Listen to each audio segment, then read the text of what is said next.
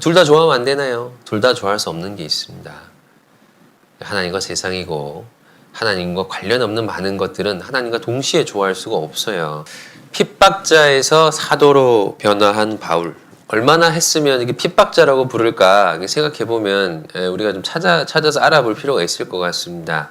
교회를 잔멸했다. 이게 대강 핍박하고 그만하려고 했던 게 아니라요. 아예 그 씨를 말리려고 했던 사람이 이제 바울입니다. 요즘 주적 개념이 이제 좀 살아나고 있는데 대한민국의 주적은 누구냐? 그럴 때 보통 이제 북한이라 그럽니다. 교회 주적이 누구냐?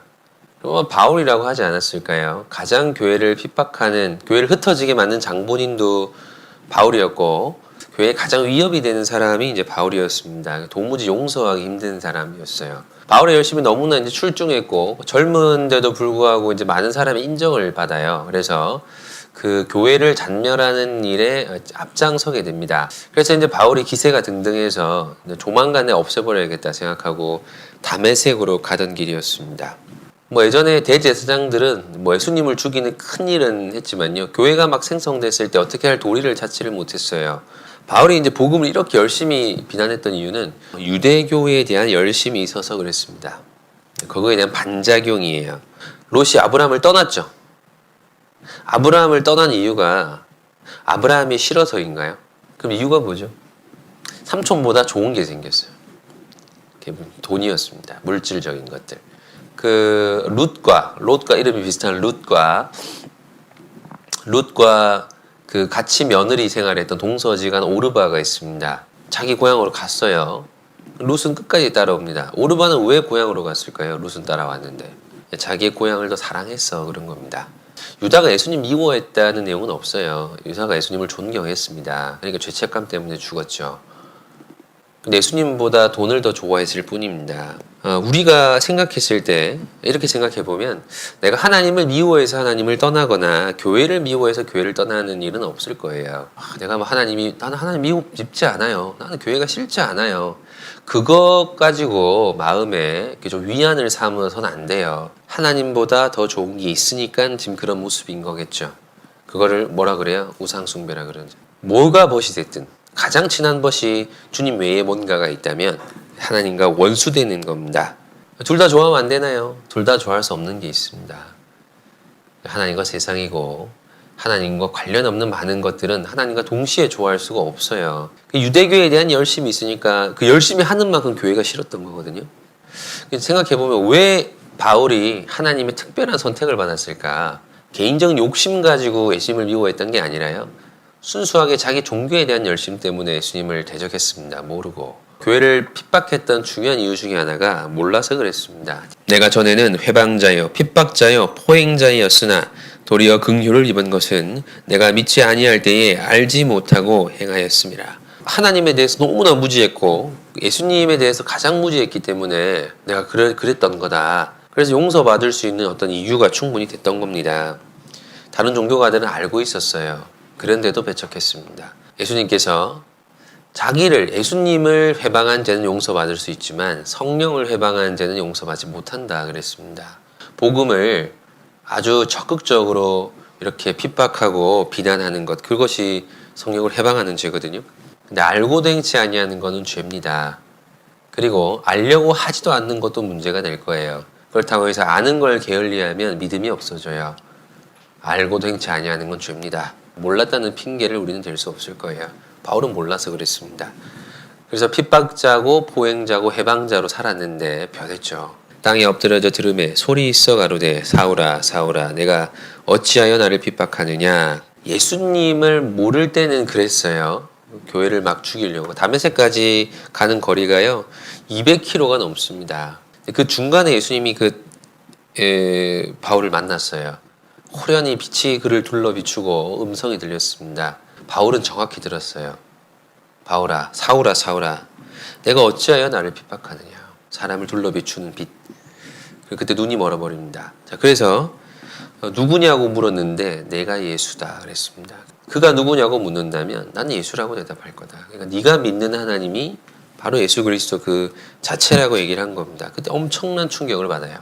그런 뉴스를 본 적이 있습니다. 밤에 집에 도둑이 든 줄 알고 때렸는데 아버지였더라. 어두운 데서 딱 때렸어요. 치명상을 입었는데 아버지였어요. 그냥 좀 분별력 없이 경거망동하다가 아버지를 이렇게 때리게 된 거죠. 그러면 얼마나 마음에 좀 큰 자책이 되겠어요. 충격을 받겠어요. 근데 아무 말 하지 못합니다. 한 성에 들어가서 다메섹에 들어가서 이렇게 시금을 전폐하고 있습니다. 많은 걸 알고 있었지만 그 전과 그 이후에 차별되는 지식은 딱 한 가지입니다. 예수 그리스도를 알았느냐 모르느냐예요. 그때 인생이 딱 바뀌거든요. 바울이 우리보다 상태가 많이 심각했다는 게 중요한 겁니다. 그러니까 바울이 변했으면 우리도 할 수 있다는 뜻이에요. 예수님을 아는 거예요. 우리가 구원 받을 때 예수님에 대해서 배웠습니다. 그러니까 우리가 어느 정도 변하죠. 조금 더 많이 변할 필요가 있습니다. 그러기 위해서는 예수님을 더 많이 알아야 됩니다. 그리스도 안에 모든 지혜와 지식의 보화가 감추어 있다. 그러니까 예수님이 핵심이에요. 구원받고 나서도. 여러분 예수님 얼마나 아시나요? 얼마나 아시나요? 예수님이 하신 일에 대해서 꼼꼼하게 한번 우리가 묵상해 볼 필요가 있습니다. 우리가 누군가를 알면 그 사람에 대해 궁금해지잖아요. 친한 친구가 있으면 주말에 뭐 했어? 물어보잖아요. 친한 친구끼리는 뭐 했는지 궁금해할 수도 있고 대답해 줄 수도 있습니다. 예수님에 대해서 궁금한 게 별로 없으면 별로 관심이 없다는 뜻이고 예수님도 나에 대해서 관심을 적당히 가져주세요 라는 의미겠죠. 꼭 주님이 선을 넘는 것 같은 느낌을 받는 거죠. 왜냐하면 내가 주님을 그렇게 그만큼의 거리로 느끼고 있으니까 그런 겁니다. 가장 중요한 거는 말씀입니다.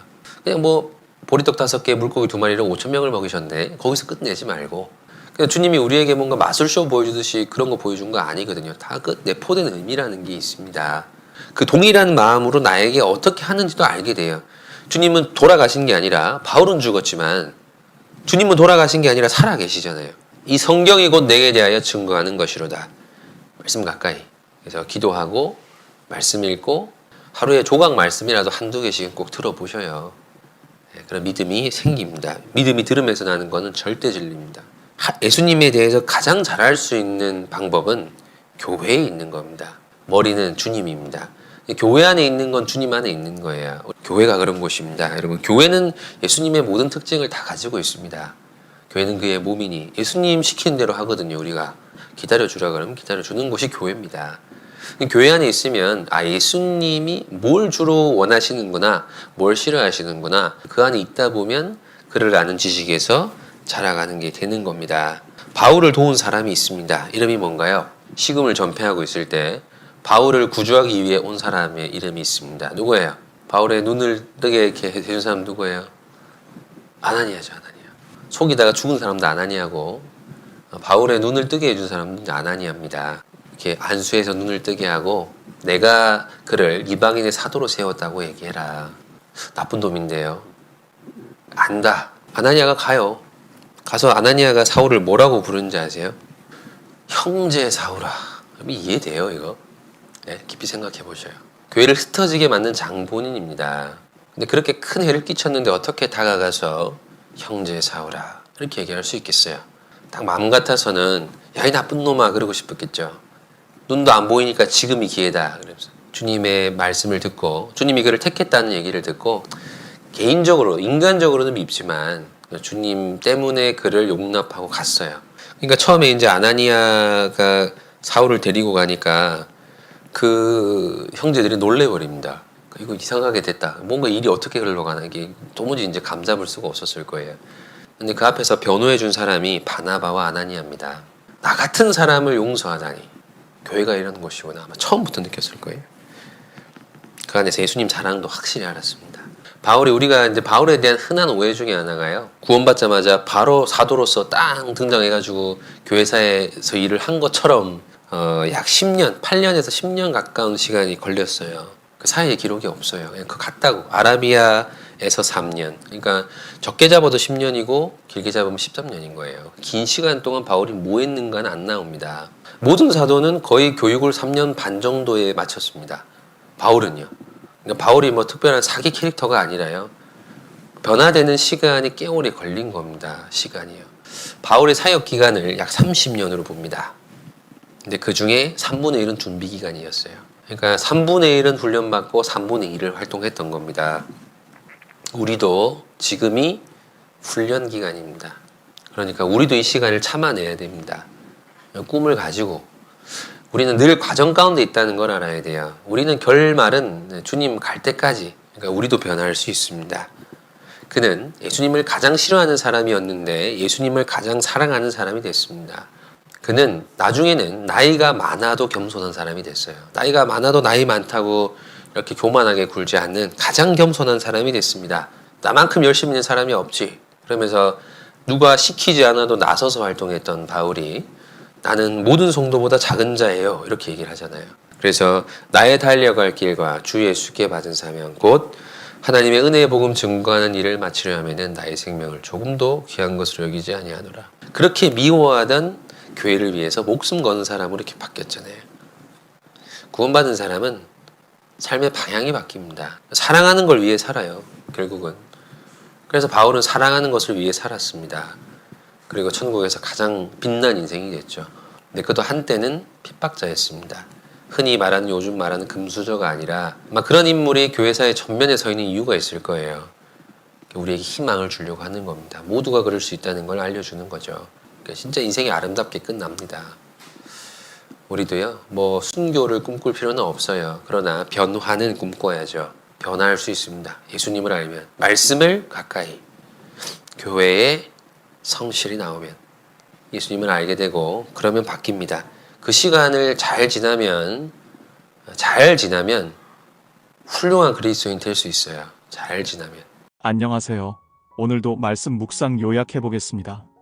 오늘 우리는 사도행전 9장과 26장을 통해 바울의 놀라운 변화에 대해 묵상했습니다. 바울은 원래 교회를 극심히 핍박하던 사람이었습니다.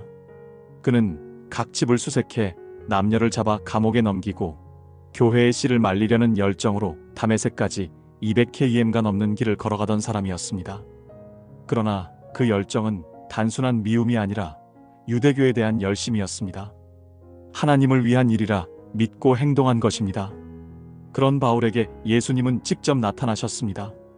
사울아, 사울아, 내가 어찌하여 나를 핍박하느냐는 주님의 음성을 들은 순간 바울은 눈이 멀고 자신이 누구를 대적하고 있었는지를 깨닫게 됩니다. 자신이 믿는 하나님을 자신이 직접 대적하고 있었다는 사실은 그에게 충격이었고 결국 바울은 예수님을 따르게 됩니다. 이 변화의 핵심은 예수님을 바로 아는 것입니다. 바울은 단지 종교적으로 열심이었던 사람이 아니라 자신이 알지 못한 진리 앞에 무릎 꿇은 사람이었습니다. 디모데전서 1장 13절에서도 그는 내가 믿지 아니할 때에 알지 못하고 행하였기 때문에 긍휼을 입었다고 고백합니다. 몰랐기 때문에 용서받을 수 있었던 것입니다. 우리도 마찬가지입니다. 하나님과 교회를 싫어해서 떠나는 것이 아니라 더 좋은 것, 더 즐거운 것을 쫓다 보면 하나님보다 세상을 더 사랑하게 되고 결국 떠나게 됩니다. 그것이 우상 숭배이며 하나님과 원수되는 길입니다. 예수님보다 세상을 더 사랑하지 않도록 늘 점검해야 합니다. 또한 바울의 변화는 순식간에 이루어진 것이 아닙니다. 구원받은 후에도 그는 10년 가까운 시간 동안 훈련을 받으며 준비되었습니다. 아라비아에서 3년, 고향 다소에서 약 7년. 그는 결코 사기 캐릭터처럼 즉시 사역자가 된 것이 아닙니다. 바울의 변화는 시간과 인내, 그리고 말씀과 교회 공동체 안에서의 삶을 통해 이루어졌습니다. 특히 바울이 처음 교회 공동체로 들어올 때 많은 형제들이 그를 경계했지만 아나니아와 바나바 같은 형제들이 그를 받아주었습니다. 형제 사울아라는 그 따뜻한 한마디가 바울의 마음에 큰 감동을 주었을 것입니다. 교회란 그런 곳입니다. 예수님의 마음으로 용납하고 세워주는 곳입니다. 우리는 바울보다 더 악한 일을 하지는 않았습니다. 그렇다면 우리도 바울처럼 충분히 변화될 수 있습니다. 핵심은 예수님을 더 깊이 아는 것입니다. 골로새서 2장에 나오는 것처럼 예수 그리스도 안에는 지혜와 지식의 모든 보화가 감추어져 있습니다. 우리가 주님을 더 알아갈수록 우리는 더 깊이 변할 수 있습니다. 이런 변화는 교회 안에서, 말씀 안에서 일어납니다. 말씀을 가까이 하고 교회를 성실히 출석하고 예수님에 대해 진심으로 알고자 한다면 우리도 바울처럼 하나님이 기뻐하시는 일꾼으로 변화될 수 있습니다. 우리는 아직 과정 속에 있습니다. 바울도 10년간 준비했고 그 후 약 20년간 사역했습니다. 우리 또한 이 시간을 훈련의 시간으로 받아들이고 인내하며 하나님께 쓰임받는 사람으로 성장해 가야 합니다. 끝으로 바울은 교회를 핍박하던 자에서 교회를 위해 생명을 바친 자로 변화되었습니다. 우리도 예수님을 만나고 말씀과 교회를 통해 주님을 더 알아간다면 그런 인생의 전환이 가능하다는 사실을 믿으며 살아가야 합니다. 말씀 들어주셔서 감사합니다.